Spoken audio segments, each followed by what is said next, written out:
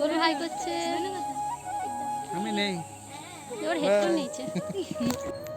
রাধে রাধে বন্ধুরা, কেমন আছেন সবাই? ফিরে আসলাম আবার একটা ব্লগ নিয়ে। তো আজকে আমরা যাচ্ছি বাড়ি থেকে প্রায় 55 কিলোমিটার দূরে বাবার টোটো করে চন্নেশ্বর মন্দির, দীঘা, সি বিচ সমস্ত কিছু ঘুরবো। আর বাড়ির তো সমস্ত কাজকর্ম হয়ে গেছে, তোমরা দেখতেই পেয়েছো যে আগামীকাল ছাদ ঢালাই হয়ে গেছিলো। তারপরে সমস্ত মন্দিরে পুজো দিয়ে, যেহেতু টিকিটটা এখন আমাদের হয়নি, সেই জন্য আমরা এখন বেরিয়ে পড়েছি একটু ঘুরতে। আর এটা হচ্ছে চন্নেশ্বর বাস স্ট্যান্ড বন্ধুরা, সেখানে প্রথমে আসলাম। আর এই সবে মাত্র দেখো আমরা চন্নেশ্বর মন্দিরে এসে পৌঁছালাম।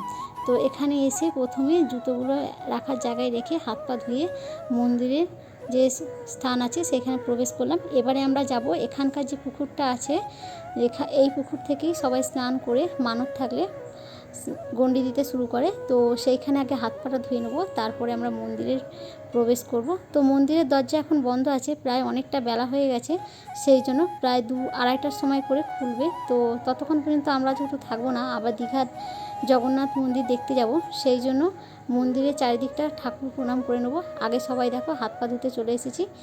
আর এই দেখো মানুকেও বললাম হাত পাটা ধুয়ে নিতে। তারপরে সকলে একে একে ওই পুকুর ঘাট থেকে মন্দির দর্শন করা শুরু করলাম। এখানে একটা মায়ের মন্দির আছে, তারপরে প্রত্যেকটা এটা দুর্গা মন্দির হবে যতটুকু সম্ভবত। আর ঠিকমতো বুঝতে পারলাম না কী কী দেবদেবী আছে এখানে। আর এইখানটাতে যত সবার মানত থাকে, তো যে যার ইচ্ছা মতো বেঁধে দিয়ে থাকে ধাগা। আর এরপরে প্রচণ্ড গরম, যেহেতু দৌড়ে দৌড়ে কোনোরকম সমস্ত মন্দির দর্শন করা হলো। তো রাধা কৃষ্ণ গোপালের দর্শন আমরা করলাম বন্ধুরা। আর এরপরে একটা মায়ের মন্দির আছে, সেটাকে দর্শন করব। আর মেন মন্দির যে আছে সেই মন্দিরটা এখন বন্ধ আছে। তো পূজারীকে পুজো দিলে ওনারা বাইরেটা কোনোরকমভাবে পুজো দিয়ে দিচ্ছে, কিন্তু ভগবানের কাছে সমস্ত কিছু পৌঁছাচ্ছে না। তারপরে দেখো সমস্ত কিছু আমরা দর্শন করে নিয়েছি। এইবারে দেখলাম বাইরে কিছু কেনাকাটার জিনিস আছে, তো এগুলো আমাদের প্রায় বাড়িতে সব কিছু আছে বলে কিছু একটা কিনলাম না।